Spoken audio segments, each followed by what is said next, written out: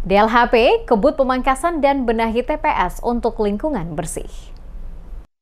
Dinas Lingkungan Hidup dan Persampahan DLHP Kota Ambon mulai melakukan penataan lingkungan melalui kegiatan pemangkasan pohon dan pembenahan tempat penampungan sementara atau TPS di wilayah kerja pemerintah Kota Ambon. Pemangkasan atau penopingan dilakukan sebagai langkah mitigasi terhadap risiko pohon tumbang. Mengingat intensitas hujan cukup tinggi disertai angin kencang yang melanda Kota Ambon akhir-akhir ini. Kepala Dinas Lingkungan Hidup dan Persampahan Kota Ambon, Janes Heha Mahua, mengatakan bahwa pemangkasan pohon dilakukan karena banyak pohon pelindung mengalami pelapukan batang dan akar. Kondisi ini berpotensi membahayakan pengendara, pejalan kaki maupun pengguna kendaraan. Disebutkan bahwa dalam beberapa kejadian saat hujan lebat melanda Kota Ambon, pohon tumbang telah menyebabkan korban. Dalam kegiatan ini, DLHP melibatkan Dinas Pemadam Kebakaran atau Damkar dan Badan Penanggulangan Bencana Daerah BPBD untuk melakukan pemangkasan di wilayah yang dinilai rawan pohon tumbang saat musim hujan, seperti di ruas Jalan Sultan Hairun, Jalan Inatuni, Jalan Dewi Sartika, Jalan Walter Monginsidi, dan Jalan Sisingamangaraja.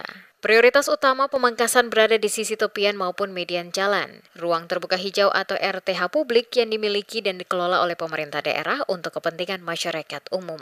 Prosedur pemangkasan pohon dilakukan apabila pohon sudah terlalu rindang dan lebat, penopingan dilakukan jika pohon sudah terlalu tinggi, dan penebangan dilakukan apabila pohon sudah mati atau keropos dengan tingkat pelapukan lebih dari 30%, serta memiliki kemiringan lebih dari 30 derajat. Selain melakukan pemangkasan, pihak DLHP secara rutin melakukan pengecekan kondisi kesehatan pohon, mulai dari perakaran, kondisi batang, kemiringan, hingga kondisi tajuk. Heha Mahua menghimbau warga untuk memangkas ranting pohon besar yang berada di sekitar tempat tinggal mereka. Ia juga meminta masyarakat agar tidak berteduh di bawah pohon yang rimbun saat hujan disertai angin kencang. DLHP juga melakukan perbaikan dan pembenahan sejumlah TPS agar terlihat rapi dan tidak kumuh, antara lain di Jalan Insinyur Putuhena di daerah Wailela, Kecamatan Teluk Ambon, dan akan berlanjut di beberapa titik lainnya. Bahkan proses pembersihan dilakukan pada malam hari.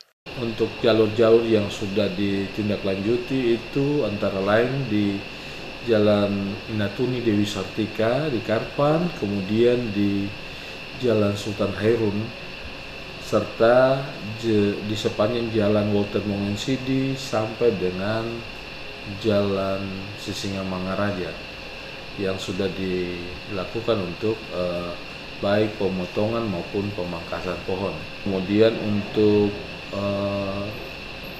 penanganan sampah ya, untuk penanganan sampah hari ini kita masih lakukan untuk pembersihan dan penataan beberapa TPS yang pertama punya potensi sampahnya banyak.